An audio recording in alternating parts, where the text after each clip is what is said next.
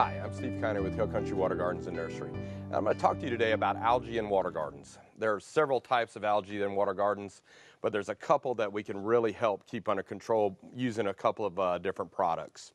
The number one algae that I always get asked about from my customers is hair algae. It's the long, stringy, fibrous algae. It's also called angel hair algae. And it can actually be controlled chemically, as well as using some things that aren't quite as stringent. The thing that are most recommended when controlling hair algae would be these products. These are actual algicides. They contain a little bit of copper sulfate that actually helps kill the hair algae.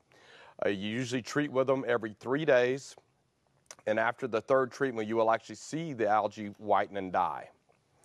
The next product that I would actually like to talk about are these two. These are actual oxidizers.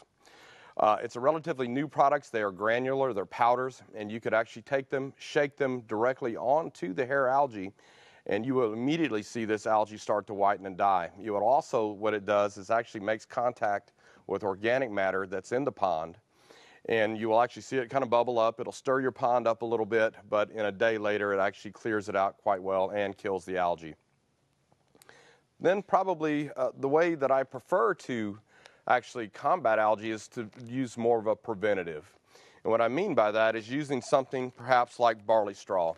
What barley straw does, it actually creates peroxides as it's decomposing. This particular bale would stay in your pond for about 4 or 5 months. As it breaks down and the peroxides are formed, it actually helps prevent the growth of algae, which, you know, if we can get it in a preventive mode instead of actually using chemicals, I think that would be a great way to go. Another product, this is a very new product that's out, and I've had great success with it. What it does is it actually gets to the source of what's causing your algae growth. As you put this product in, it actually has natural bacteria in it that help eat the organic matter that's in your pond. As the organic matter starts to break down and is removed, thus you're also removing the source or the food supply for the algae.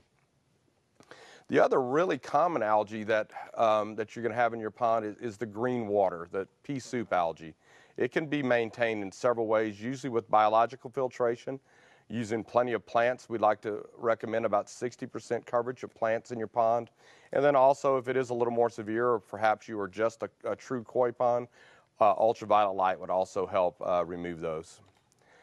For Backyard Basics, I'm Steve Kainer.